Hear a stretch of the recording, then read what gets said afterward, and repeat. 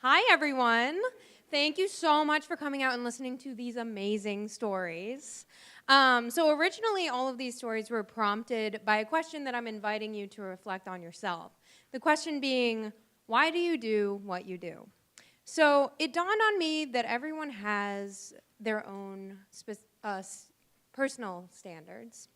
Some of you perfectionists, myself included, you have to do everything in a certain way. But what happens when your personal expectations exceed your own capabilities? Now, I ran into this problem when I started working at freight farms, and I realized I had no experience with indoor hydroponic growing. So about the second week on the job, my lovely mentor, Jamie, comes up to me quite casually and gives me my first individual task in the farm, alone. And I'm feeling good, and she just casually says, okay, hey, Sid, do you mind running into the farm, moving the CfSI lettuce from the germination trough and to the seedling trough, going on farmhand, checking to see if the seedling recirculation pump is working, and then recording all of your observations into the Google Gantt sheet. Now, if none of that made sense to you, I'm glad, okay? Because none of it made sense to me. But being the person I am with the expectations that I have, I was like, immediately got up, yep, sounds good, I'll work on it right now. So in order to get out there, at the time, we had this huge garage door.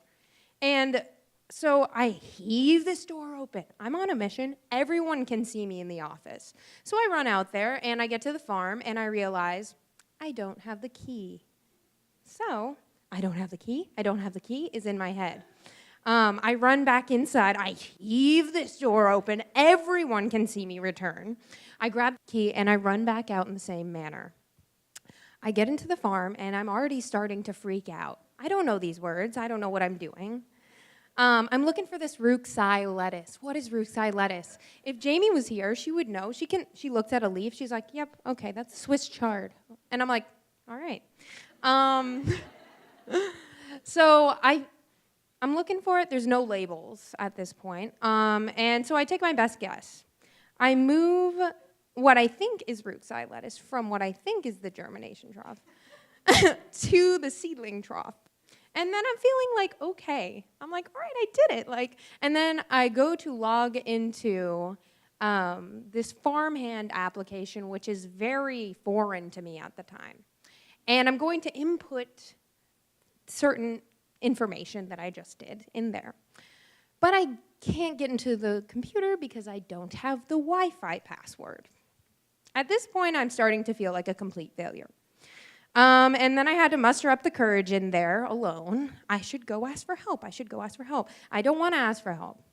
But with the tail between my legs, I walk back inside, heaving this garage door open in front of everyone. And I go up to Jamie and I say, listen, I don't know what I'm doing. And she gets up immediately from what she's doing and she says, oh, okay, I'll walk you through it. Don't worry about it. We go into the farm and she walks me into what was a 5-minute process, maybe less actually. So if it was that simple, why was I freaking out? I was afraid to look like I was failing. I was afraid that I wasn't already an expert in something that I didn't have experience doing. I learned in the pursuit of perfection that you can box yourself in, you can hold yourself back. And in order to reach an outcome, sometimes you have to lean on other people to get there.